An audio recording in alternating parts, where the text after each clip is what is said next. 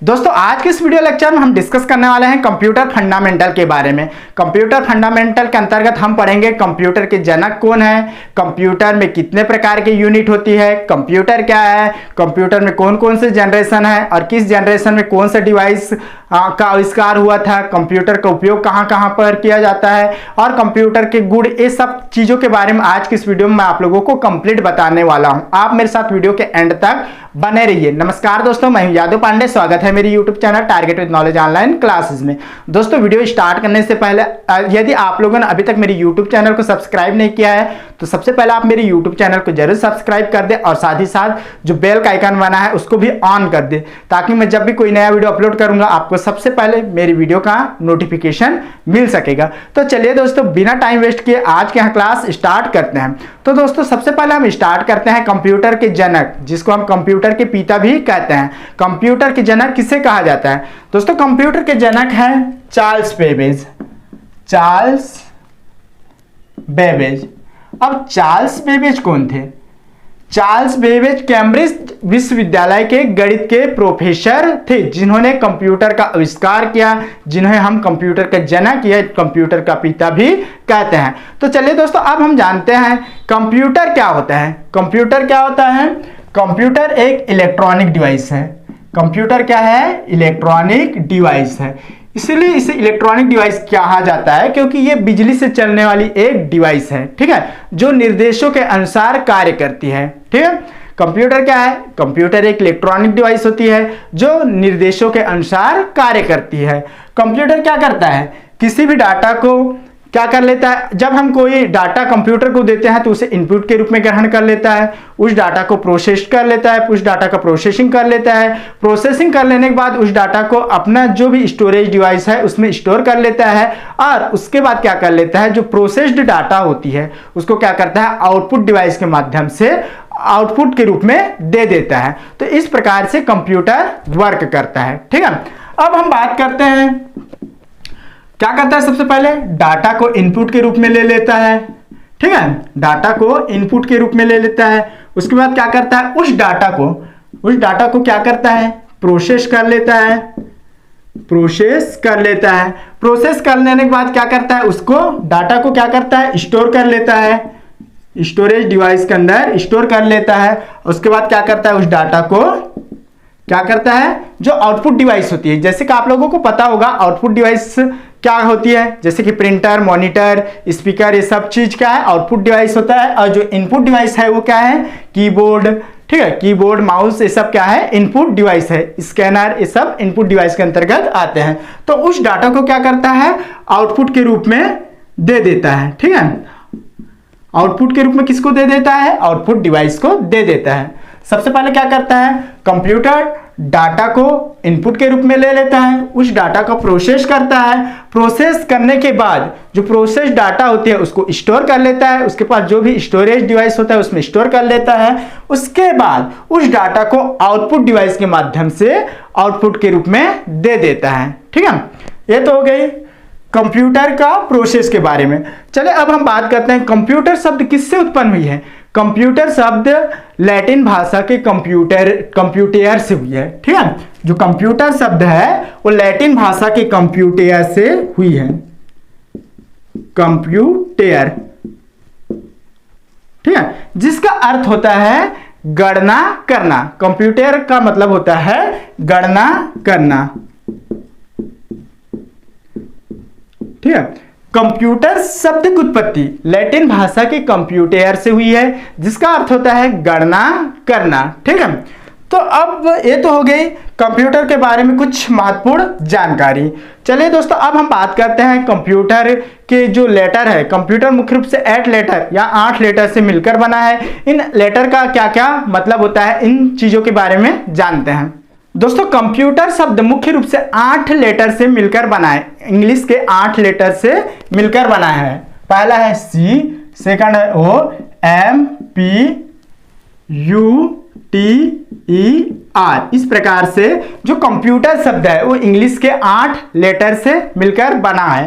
ठीक है, अगर कंप्यूटर के हिंदी अर्थ के बारे में जानना चाहते हैं तो हम इसे एक संगणक भी कहते हैं। कंप्यूटर को हिंदी में संगणक कहा जाता है। ठीक है, तो चलिए इन 8 जो लेटर है उसका अलग अलग मीनिंग समझते हैं। सबसे पहला है सी। सी का मतलब है कॉमनली। ठीक है, ओ का मतलब होता है ऑपरेटेड, एम का मतलब होता है मशीन, पी का मतलब होता है पर्टिकुलर।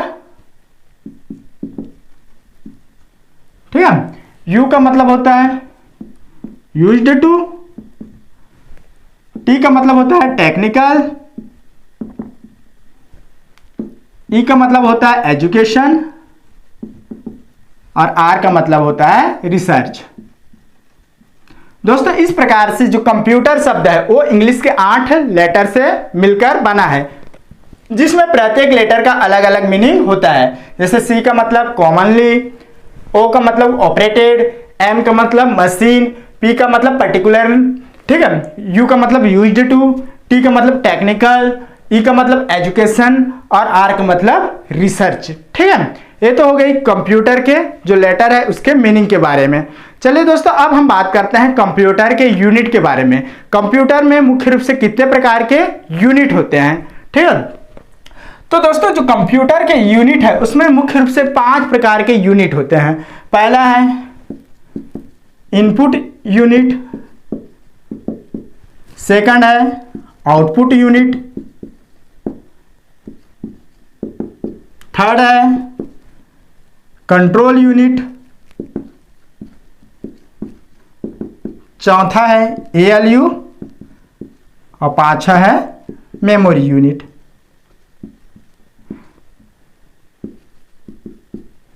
ठीक है, इस प्रकार से जो कंप्यूटर में यूनिट होते हैं उसमें यूनिट की संख्या मुख्य रूप से 5 ही होती है, या कंप्यूटर में 5 यूनिट होते हैं। ठीक है, पहला क्या है इनपुट यूनिट, जिसमें हम कोई भी डाटा इनपुट के रूप में कंप्यूटर को देते हैं। ठीक है, इसी प्रकार से आउटपुट यूनिट। आउटपुट यूनिट में क्या होता है, कंप्यूटर किसी भी डाटा का प्रोसेस कर लेता है और उस प्रोसेस डाटा को आउटपुट डिवाइस को दे देता है। जैसे कि आप लोग जानते होंगे आउटपुट डिवाइस के अंतर्गत प्रिंटर, मॉनिटर, स्पीकर, ये सब आउटपुट डिवाइस के अंतर्गत आता है। इनको दे देता है जिससे हम आउटपुट के रूप में उस डाटा को प्राप्त कर लेते हैं। उसके बाद क्या होता है कंट्रोल यूनिट। कंट्रोल यूनिट क्या करता है, इन जितने भी सारे यूनिट हैं इन सारे यूनिट को कंट्रोल करने का कार्य करता है।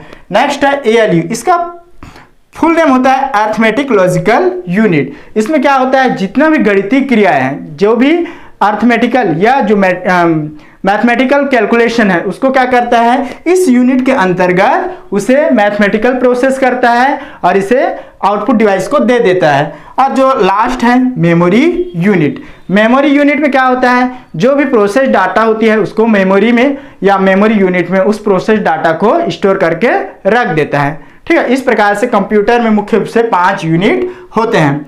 तो चलिए दोस्तों अब हम आगे बढ़ते हैं, आगे जानते हैं कंप्यूटर की जनरेशन के बारे में। दोस्तों कंप्यूटर में मुख्य रूप से 5 जनरेशन है। ठीक है, first generation, second generation, third generation, fourth generation और फिफ्थ जनरेशन। इस प्रकार से जो कंप्यूटर का जनरेशन है वो मुख्य रूप से 5 जनरेशन है। ठीक है, तो चलिए बात करते हैं एक एक जनरेशन के बारे में। पहला पीढ़ी, सेकंड पीढ़ी, थर्ड पीढ़ी, चौथा पीढ़ी और पांचवा पीढ़ी। इस प्रकार से जो कंप्यूटर की जनरेशन है वो टोटल मुख्य रूप से 5 जनरेशन है। ठीक है, तो चलिए दोस्तों सबसे पहले जो फर्स्ट जनरेशन है उसमें क्या आया था, फर्स्ट जनरेशन में आया था अबेकस। ठीक है, फर्स्ट जनरेशन में क्या आया था, अबेकस, जिसका समय अवधि है 1940 से 1956 तक। ठीक है, 1940 से 1956 तक जो फर्स्ट जनरेशन है इसमें क्या आया, अबेकस आया, जिसका समय अवधि है 1940 से 1956। सेकंड आया ट्रांजिस्टर। ठीक है, ट्रांजिस्टर का जो समय अवधि है वो 1956 से 1963 तक। ठीक है, नेक्स्ट आया आईसी, जिसको हम कहते हैं इंटीग्रेटेड सर्किट। इसका जो समय अवधि है वो है 1964 से 1971 तक, 1964 से 1971 तक। ठीक है, उसके बाद आया माइक्रो प्रोसेसर। माइक्रो प्रोसेसर इसके जो समय अवधि है वो है 1971 से 1980। और लास्ट में आया आर्टिफिशियल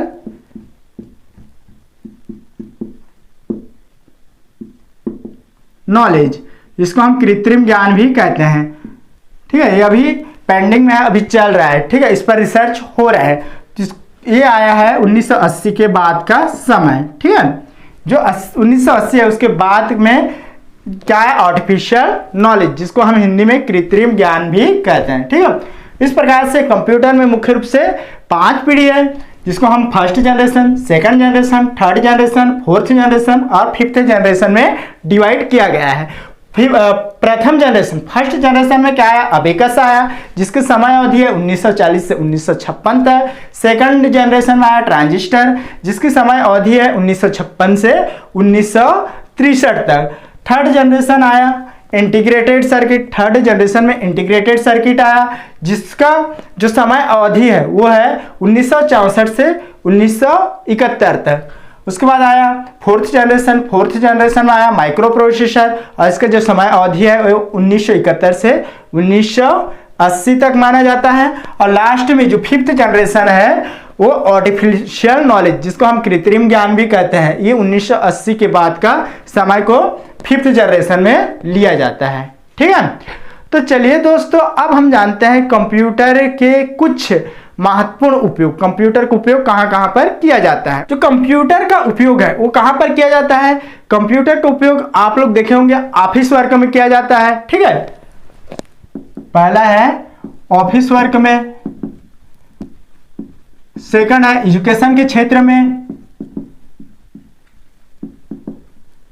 ठीक है, थर्ड है बैंकिंग में,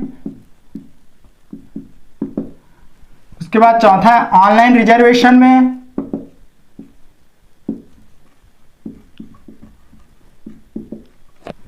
गेम खेलने में, गेमिंग में।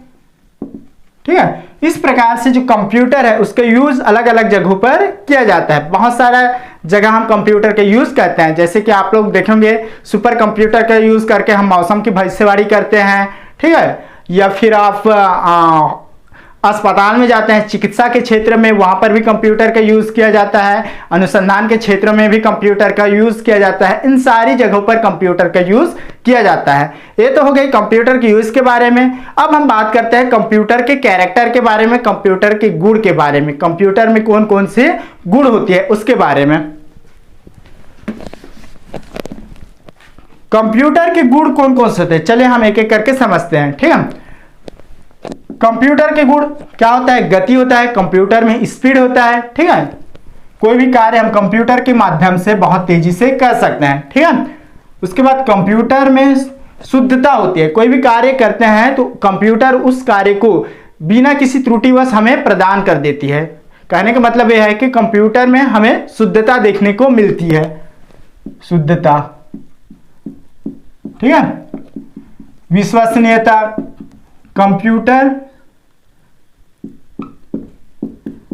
हमको विश्वसनीयता प्रदान करती है। ठीक है, ये कुछ इंपॉर्टेंट गुण है जो कंप्यूटर में हमको देखने को मिलता है। तो दोस्तों, इस वीडियो में आप लोगों को बताया कि कंप्यूटर के जनक कौन होते हैं, कंप्यूटर शब्द की उत्पत्ति कहां से हुई है, कंप्यूटर में कितने इकाई होते हैं, यूनिट होते हैं, कंप्यूटर के जनरेशन क्या होता है या कंप्यूटर में कितने जनरेशन होते हैं, और साथ ही साथ कंप्यूटर का उपयोग, और लास्ट में कंप्यूटर के कैरेक्टर, कंप्यूटर के कुछ इंपॉर्टेंट गुण के बारे में आप लोगों को बताया। दोस्तों, यहाँ वीडियो काफी लंबी होती जा रही है, इसलिए मुझे इस वीडियो को यहीं पर स्टॉप करना जरूरी है, क्योंकि जो वीडियो जो है वो काफी लंबी हो चुकी है। तो दोस्तों, आज की क्लास में बस इतना ही। अगर वीडियो पसंद आया होगा तो प्लीज दोस्तों वीडियो को लाइक करें, वीडियो को फ्रेंड सर्कल के अंदर शेयर करें। दोस्तों, आज की क्लास में बस इतना ही। कल फिर एक नए वीडियो के साथ मिलेंगे, तब तक के लिए नमस्कार।